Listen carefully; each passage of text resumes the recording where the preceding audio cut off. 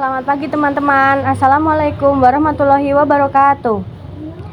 Perkenalkan, kami dari kelompok 1 akan melakukan observasi wawancara yang berada di Kampung Cyber berlokasi di Patehan, Yogyakarta. Perkenalkan, saya Fasya Ayu Septania dengan NIM 230209300070. Perkenalkan, nama saya Mulana Vitasari dengan NIM 22209241032. Perkenalkan, nama saya Aninda Kidunggus Masuti dengan NIM 23020930045. Perkenalkan, nama saya Anissa Ngunuvalia dengan NIM 23020930041. Perkenalkan, nama saya Gadis Auresia Hartono dengan NIM 23020930060. Baik, terima kasih.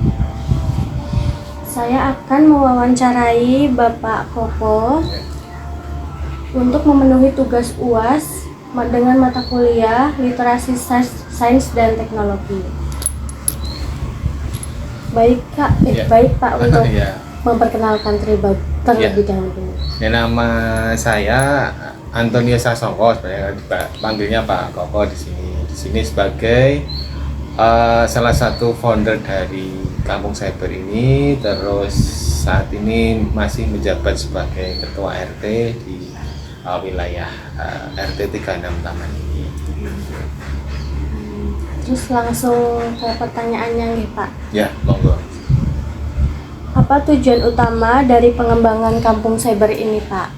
Ya, sebenarnya kalau dilihat dari tujuan awal itu di wilayah kita ini sebenarnya kan secara letaknya itu memang berada di dalam wilayah Peteng Kraton.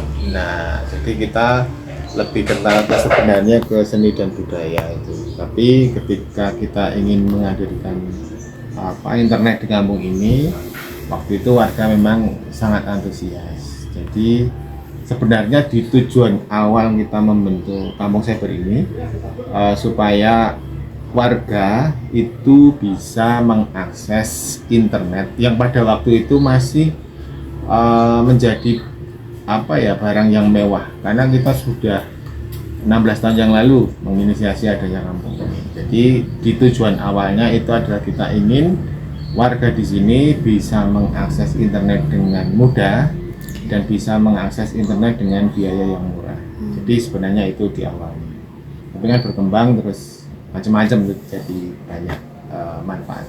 Berarti di setiap rumah itu terdapat akses internet ya, gitu? Jadi di sini setiap rumah ini ada akses internet. Terus di wilayah, di kawasan ini juga sama, kita di mana-mana bisa akses internet dengan wifi, dengan ada yang berbayar, ada yang gratis. Gitu. Lanjut, siapa saja yang terlibat dalam pengelolaan dan pengembangan Kampung Cyber? Ya, kalau untuk keterlibatan itu yang pasti semua warga terlibat. Cuman kan ada beberapa tokoh ya di sini ya, yang menginisiasi, terus ada yang menjadi koordinator. Jadi memang keunggulannya kita lebih secara instalasi atau infrastruktur jaringan internet kita mungkin satu-satunya di Jogja ini yang dikelola secara mandiri.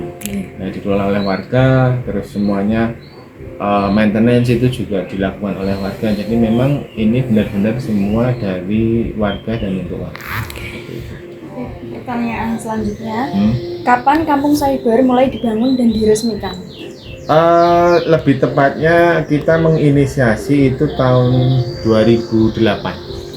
Jadi sekitar bulan Juli, kita meresmikannya itu Agustus 2008 ketika ada acara dengan setingkat RW. Jadi kita memperkenalkan di situ. Nah, itu kita baru inisiasi, terus kan masih butuh waktu cukup untuk sosialisasi, itu pun nggak sebentar.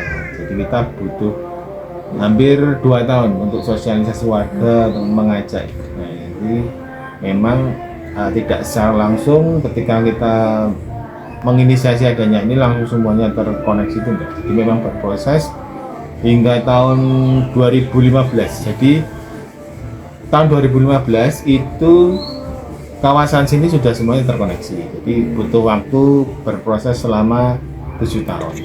Ya. Mengapa Kampung Cyber fokus pada teknologi dan internet?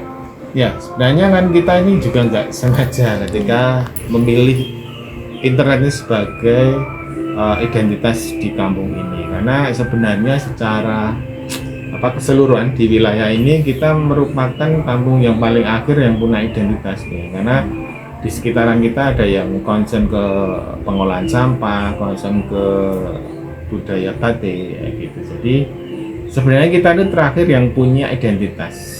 Dan kenapa teknologi? Waktu itu kita juga menyampaikan kepada warga dan ternyata dengan teknologi ini mereka cukup tertarik dan sebenarnya juga potensial untuk bisa mengembangkan potensi usaha warga yang ada di sini.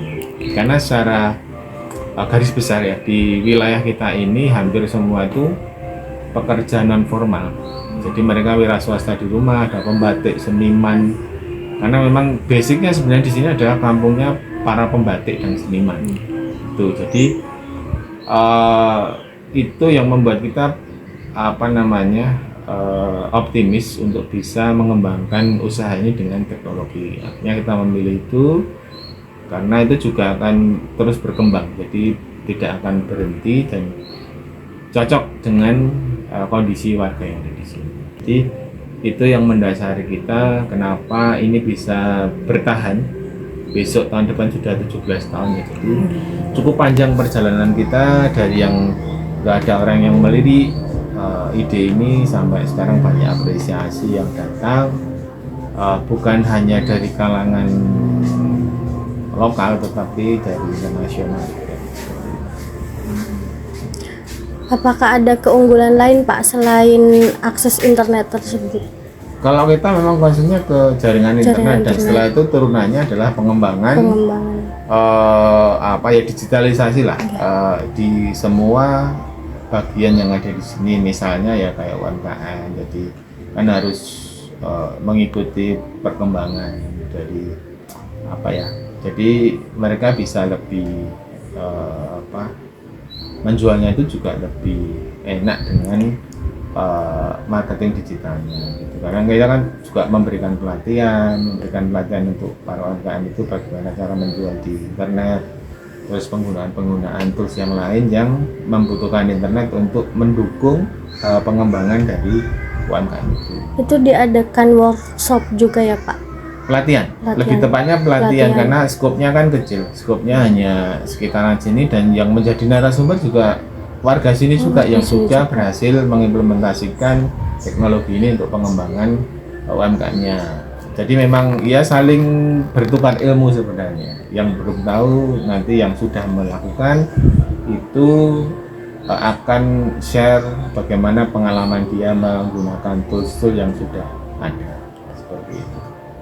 Baik Pak, sepertinya cukup informasi yang disampaikan. Nanti kalau ada yang kurang saya bisa cari di internet juga. Siap.